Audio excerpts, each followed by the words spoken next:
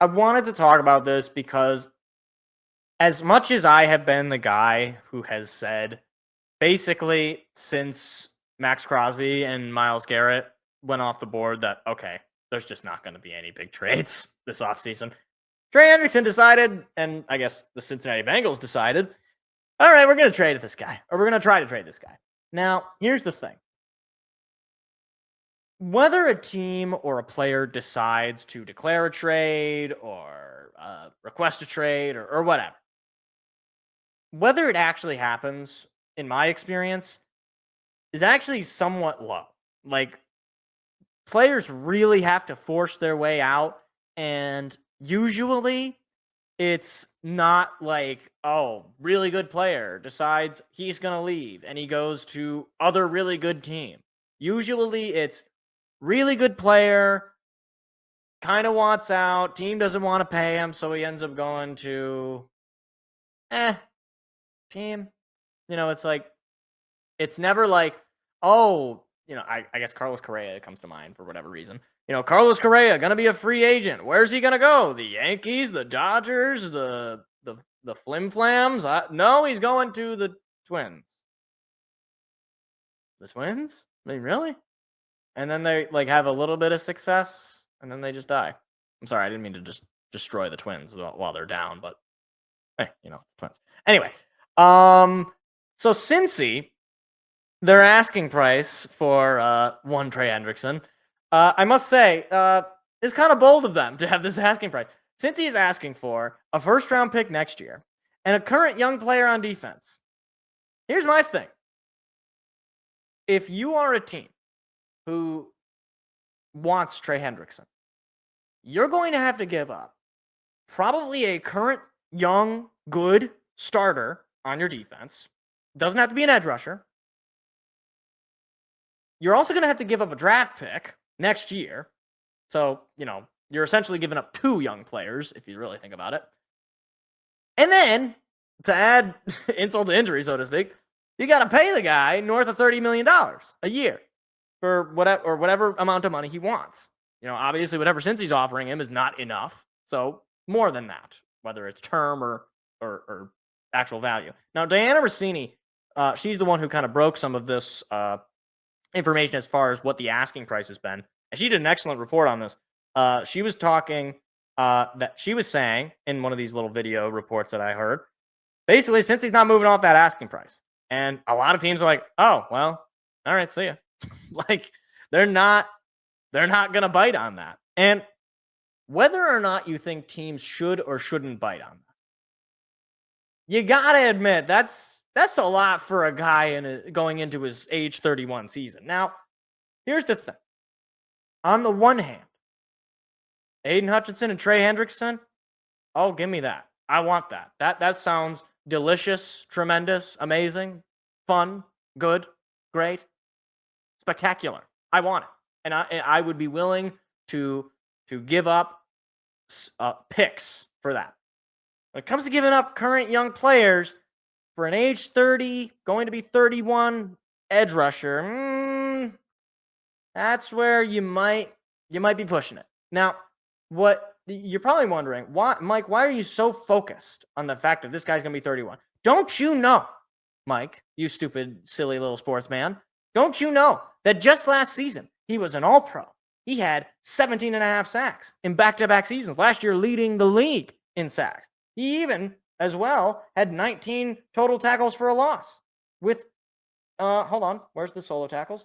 With 33 solo tackles total. You silly guy. And he played in all 17 games in both of those seasons. He averaged a sack a game, basically. Now, he's going to be 31 years old. Here, I'm going to give you 3 different players from, let's say, not worst to best, but from things going well, things going well to not going well very quickly. Okay? Example number 1, Von Miller. So Von Miller, in his age 31 season, he did not play. He got his ankle injured and he didn't play for his age 31 season. So that already off to a bad start. Then 2021, this was the year he was on Denver. He gets traded to the Rams, wins the Super Bowl, wins his second Super Bowl. He had 9.5 sacks, played in 15 total games.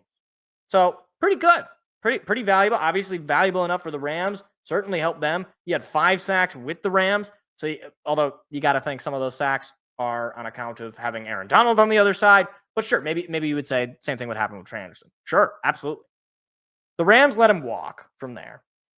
And in his age 33 season with Buffalo, after he signs there, he plays in just 11 games, but gets 8 sacks. So he's effective in those games, but only plays in 11 games.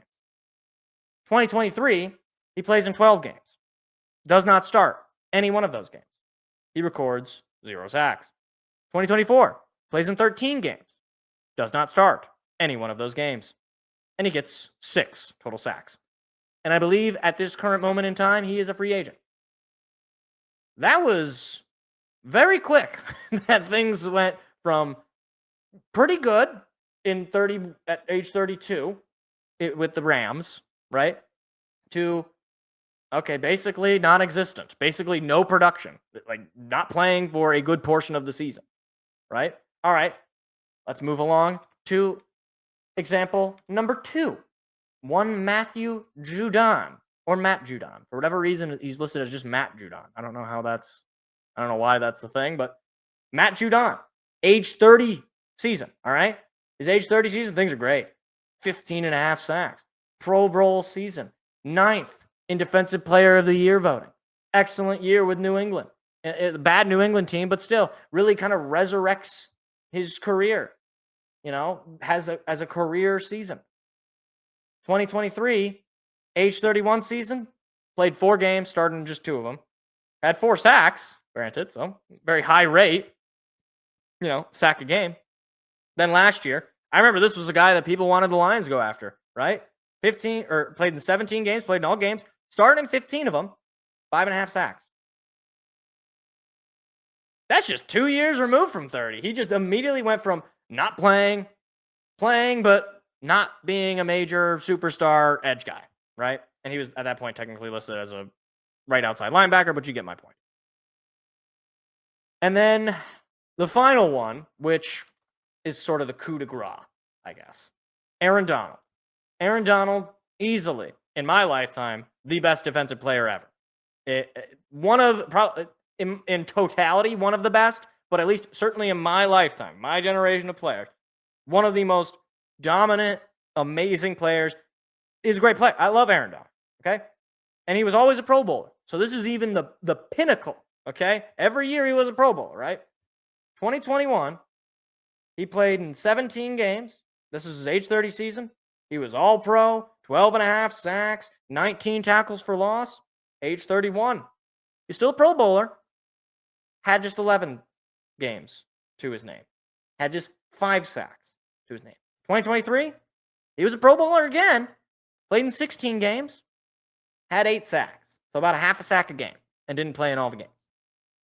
But he was All-Pro. He almost got Comeback Player of the Year. He was the 9th Comeback Player of the Year, Pro Bowler, the whole thing. And then he retired after age 32. Didn't play anymore. So basically, in the best case scenario, i.e. Aaron Donald, right? You have a guy who, after his age 30 season, had 2 Pro Bowls, an All-Pro, which, to be honest with you, if you compare that All-Pro season to a lot of other All-Pro seasons of guys, even like Trey Hendrickson, it's not like that impressive of a Pro Bowl of an All-Pro season. But still, he's Aaron Donald. Just give it to him. I don't think anybody's going to be mad at that. But one thing I do know, Trey Hendrickson is not Aaron Donald. He is probably, if we're just being honest with ourselves, probably a little bit closer to Matthew Judon. I mean, in his peak, you'd say his peak was probably better. He might even be willing to say, if you want to even be really nice, you might say that he is closer to Von Miller than he is Matthew Judon. But honestly, just from a pure accolades perspective, he's really probably closer to Matthew Judon than people are comfortable admitting. I'm not saying the Lions would be worse if they got him. No, they would be better. I'm not saying that any team that gets Trey Hendrickson is better on defense than they were before. But I got to tell you, to the people who say that this is an easy decision, I don't know why Brad Holmes or other teams or whomever, why aren't they going out to get Trey Hendrickson? That's why. Players at this position, specifically, defensive line, edge rusher, outside line, whatever you want to call it, the age 30 to 31 season is precisely the point where the decline usually happens. And again, maybe Trey Hendrickson breaks the trend. Maybe Trey Hendrickson says, you know what? I'm just that good. I'm going to be able to play until I'm 35, and I'll be playing at an all-pro / Pro Bowl caliber all the way to that point. Maybe. Probably not, though. I mean, before last season, never been an all-pro. Has never been a defensive player of the year. Since he got to, he didn't become a Pro Bowler until he played on Cincinnati.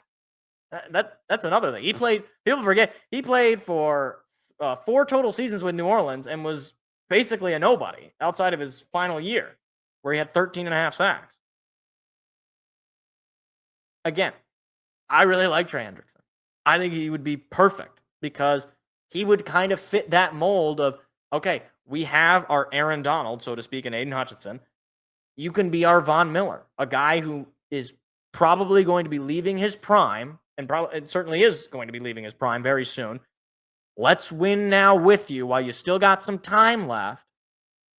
But I don't think that asking price is reasonable for a guy who is really probably only going to give you 1, maybe 2 seasons of decent production.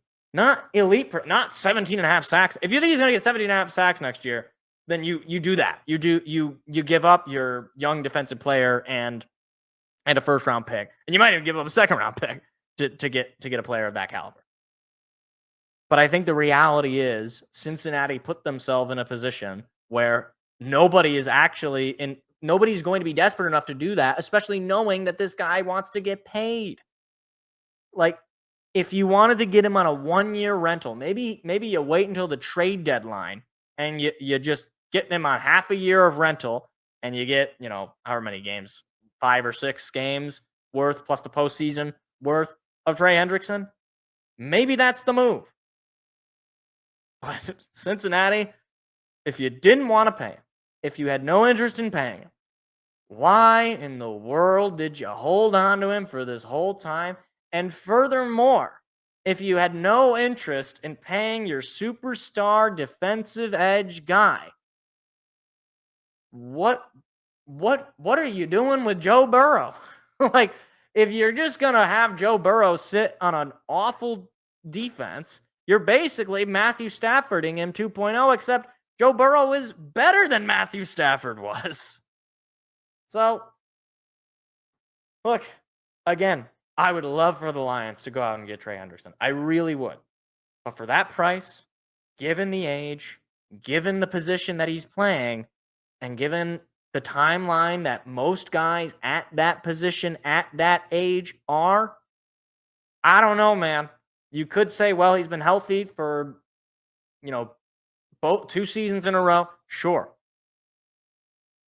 These things don't happen gradually sometimes. I mean, Aaron Donald, it was like age 30, doing great. Age 31, dead. Age 32, final year, retired. You willing to give up, let's say, Brian Branch or Kirby Joseph, Jack Campbell, any one of those young defensive players, and a first-round pick to get 2 seasons of maybe decent production? I don't know. Maybe. Like, I'm just saying, this is what you're giving up. So it's not going to be easy. But we'll see. We'll see if any team actually decides to bite. If I had to bet money on it, I would say nobody's going to bite. And Trey Hendrickson is basically just going to hold out. Or he's going to play for Cincinnati and they might trade him at the deadline. But certainly for that asking price, no way. But if they say, we'll just take picks, then you might see some movement. Hey, YouTube, if you like clips like that, hit the like, hit the subscribe button. We've got live shows every Tuesday night. Hope to see you there.